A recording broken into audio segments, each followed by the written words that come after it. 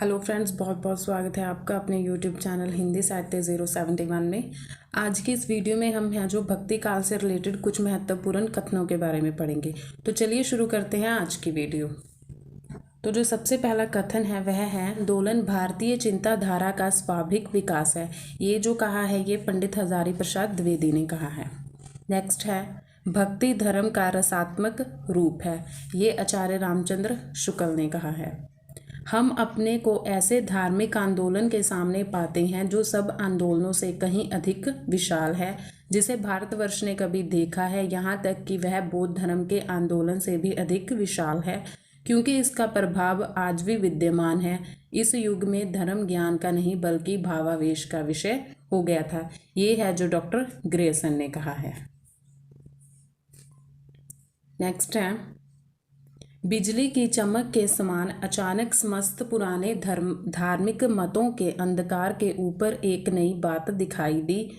कोई हिंदू यह नहीं जानता कि यह बात कहाँ से आई और कोई भी इसके प्रादुर्भाव का कारण निश्चित नहीं कर सकता। ये है जो डॉक्टर ग्रेसन ने कहा है। भक्ति आंदोलन ईसाइत की देन है। ये डॉक्टर ग्रेसन ने कहा है। कई बार ये प्रश्न भी पूछा जाता है कि भक्ति आंदोलन को ईसाइत की देन किसने माना है, तो इसका सही उत्तर है डॉक्टर ग्रेसन ने। नेक्स्ट है, लेकिन जोर देकर कहना चाहता हूँ कि अगर इस्लाम नहीं आया होता तो भी इस साहित्य का बारा आना वैसा ही होता जैसा आज है। ये पंडित हजारी प्रसाद द्विवेदी ने कहा है। नेक्स्ट है, पराजय के बाद व्यक्ति या तो अपनी आध्यात्मिक श्रेष्ठता दिखाना चाहता है अथवा विलास में डूबकर पराजय को भूल जाना चाहता है। भक्ति आंदोलन का स्रोत पहली मनोवृत्ति है। ये पंक्तियां बाबू गुलाब राय ने कही हैं। जिस युग में कबीर जैसे तुलसी सूर जैसे सुप्रसिद्ध कवियों में महात्माओं की दिव्य वाणी उनके अंतःकरणों से निकलकर देश के कोने कोने में फैली थी, उसे साहित्य के इतिहास में सामान्यतः भक्ति युग कहते हैं। निश्चित ही वह हिंदी साहित्य का स्वर्ण युग था। ये है जो डॉक्टर श्याम सुंदर दास ने कहा है। समूचे भारतीय इतिहास में अपने ढंग का अकेला साहित्य है, इसी का नाम भक्ति साहित्य है। यह एक नई दुनिया है। ये डॉक्टर पंडित हजारी प्रसाद द्विवेदी ने कहा है।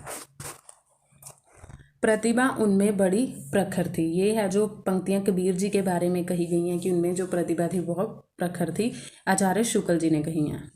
भाषा पर कबीर का जबरदस्त अधिकार था। वे वाणी के डिक्टेटर थे। कबीर जी को वाणी का डिक्टेटर है जो पंडित हजारी प्रसाद द्विवेदी ने कहा है।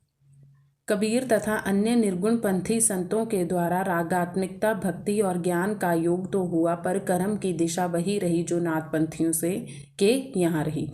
ये आचार्य शुक्ल जी ने कहा है। कबीर ने अपनी झाड़ फटकार के द्वारा हिंदुओं और मुसलमानों का कट्टरपन दूर करने का जो प्रयास किया वह अधिकतर चिढ़ाने वाला सिद्ध हुआ, हृदय का स्पर्श करने वाला नहीं। ये भी है जो आचार्य रामचंद्र शुक्ल जी ने कहा है।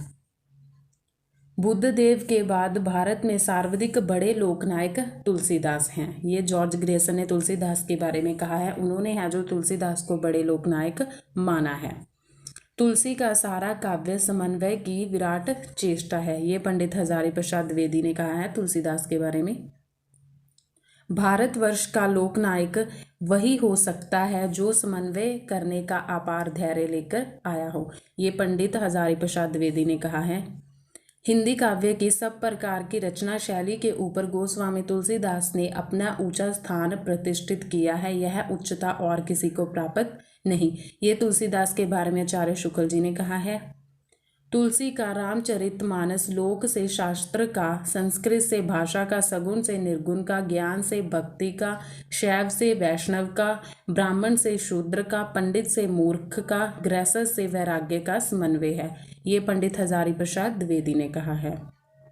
जिस प्रकार रामचरित का गान करने वाले भक्त कवियों में गोस्वामी तुलसीदास का स्थान सर्वश्रेष्ठ है, उसी प्रकार कृष्ण चरित गाने वाले भक्त कवियों में महात्मा सूरदास का वास्तव में ये हिंदी काव्य गगन के सूर्य और चंद्र हैं। ये आचार्य शुक्ल जी ने कहा है। नेक्स्ट है, सूरदास की कविता में हम विश्वव्यापी राग सुनते हैं। वह राग मनुष्य के हृदय का सूक्ष्म उद्गार है। डॉक्टर रामकुमार वर्मा ने कहा है। भ्रमर गीत सूर साहित्य का मुक्तमणि है। यदि वात्सल्य और श्रृंगार के पदों को निकाल भी दिया जाए तो हिंदी साहित्य में सूर का नाम अमर रखने के लिए भ्रमर गीत ही काफ़ी हैं। ये सूरदास के बारे में आचार्य रामचंद्र शुक्ल जी ने कहा है। वात्सल्य और श्रृंगार के क्षेत्रों का जितना अधिक उद्घाटन सूर ने अपनी बंद आंखों से किया उतना किसी और ने नहीं। इन क्षेत्रों का वे कोना कोना झांक आए हैं। ये आचार्य रामचंद्र शुक्ल ने कहा है सूरदास जी के बारे में। इसके बाद है, यदि प्रबंध काव्य एक विस्तृत वनस्थली है तो मुक्तक चुना हुआ गुलदस्ता। ये है जो पंक्ति बहुत ही ज़्यादा इम्पॉर्टेंट है। ये लास्ट टाइम हमारे नेट की परीक्षा में भी आई थी। ये पंक्ति आचार्य रामचंद्र शुक्ल जी द्वारा कही गई है।